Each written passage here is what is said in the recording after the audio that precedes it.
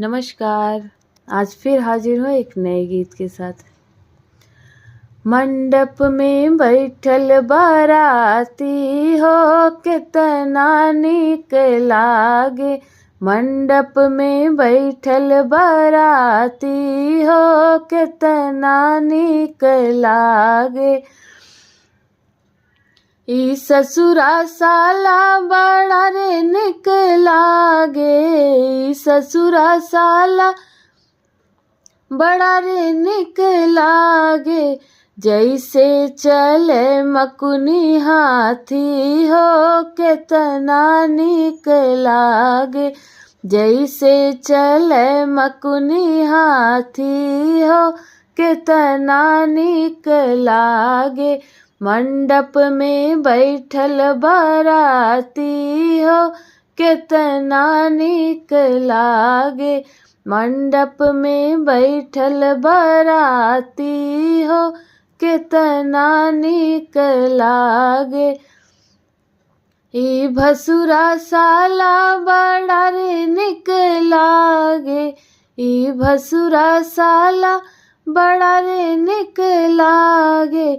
जैसे रहठा कटाटी हो कितना निक लागे।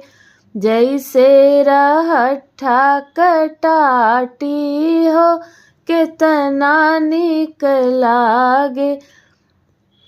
मंडप में बैठल बाराती हो कितना निक लागे। मंडप में बैठल बाराती हो कितना निक लागे। ई देवरा साला बड़ा रे निक लागे। ई देवरा साला बड़ा रे निक लागे। जैसे चूल्ही में कमाटी हो कितना निक लागे। जैसे चूल्ही में कराखी हो कितना निक लागे। मंडप में बैठल बाराती हो कितना निक लागे। मंडप में बैठल बाराती हो कितना निक लागे। ई दुल्हा साला बड़ा रे निक लागे। ई दुल्हा साला बड़ा रे निक लागे। जैसे बानर खुरपाती हो कितना निक लागे। जैसे बानर खुरपाती हो कितना निक लागे।